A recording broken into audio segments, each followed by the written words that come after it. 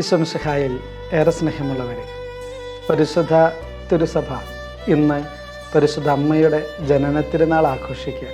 തിരുനാളിൻ്റെ മംഗളങ്ങൾ ഏറെ സ്നേഹത്തോടെ ഏവർക്കും ആശംസിക്കുകയാണ്.